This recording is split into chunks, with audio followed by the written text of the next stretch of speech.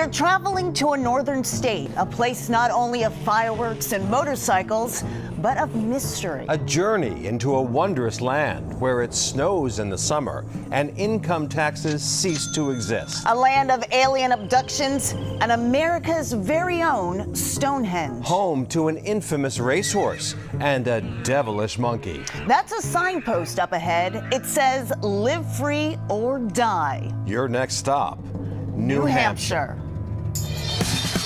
This is Chronicle on WCVB Channel 5.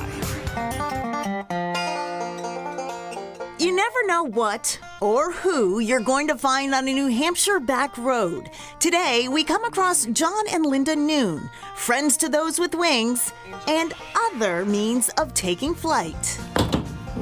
Well, I'm standing next to we call this a close encounter. Do you want me to tell you a story?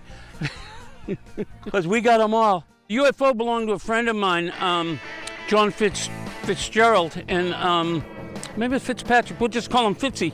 We're using this as bait because back in 1965, one of the many documented UFO sightings was right across the street, down on Route 150, and it's less than 200 yards from here. Actually, New Hampshire is the alleged site of two famous UFO incidents, which we'll cover later in the show. But first, the tale of another bizarre visitor to the Granite State. Danville is a quiet community in southern New Hampshire, the kind of place people drive through, not to. But in August 2001, a rather curious creature made the town go bananas. Initially, the fire chief at the time, Dave Kimball, saw this monkey go in front of his car. A monkey in New Hampshire? We went to the library, did a little research, and determined that it was a woolly monkey. From there, the rumors began to spread. It was slow at first, and then all of a sudden we started getting some interest from local journalists. I've been a reporter in New Hampshire for 30 years. I've covered a lot of bizarre stories. This was probably at the top of weird stories I've covered. As press coverage picked up, so did sightings.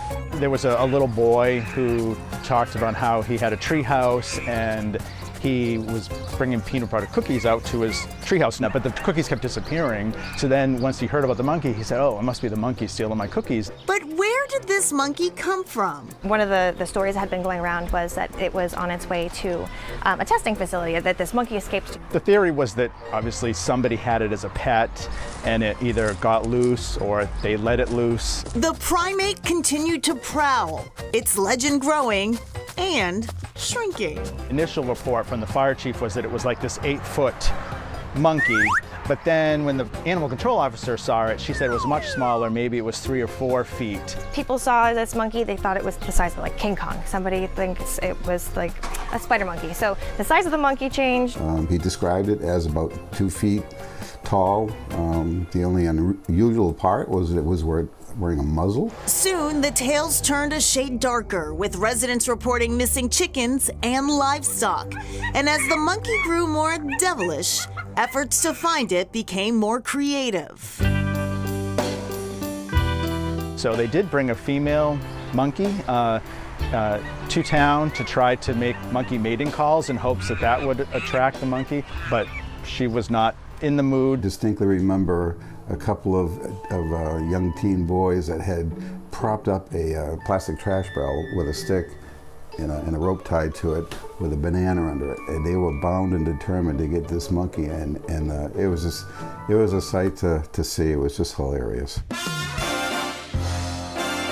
Interest in the story reached a fever pitch one morning that September when NBC's Today Show visited to interview town officials about its elusive new resident. But just moments before going live, another story out of New York City took precedence. And as fast as the news trucks came in, as quick as they left, the interest seemed to just fade a little bit. Until one resident found a way to revive it. I just wondered whatever happened with the Devil Monkey. Did some internet research, just found some articles about it, And I combine that with my time on the Heritage Commission in town and all the history that we have in town. Set up a little scavenger hunt where you find the monkey, and then maybe there's a little bit of history there too. Castine created AI renderings of the creature that's come to be known as the Devil Monkey of Danville and placed them in historic locations throughout town. I expected it to be a lot of families with little kids going to look for this, but it was actually a lot of adults that have reached out to me. Very excited that they found him. Chief Kimball passed away in 2015, still standing by his strangest encounter. He would sit here in my office and we would talk about various things going on in town, and he never wavered from his story. For the weeks and months that followed, he said, no, that was a monkey. He never changed his story on that. As to the monkey's fate, that depends on who you ask. Did it perish in the woods? Did it move on to somewhere else? Did it go up to the mountains? I don't know. Could still be out there just laying low. I mean, it's possible that maybe the owner eventually recaptured the monkey and they are living happily ever after in seclusion. The fun answer is that it's still in the woods. You gotta be watching out for your kids. Hide your, valuables and your livestock, because that thing, you never know. You gotta keep looking over your shoulder. It's gonna come get you.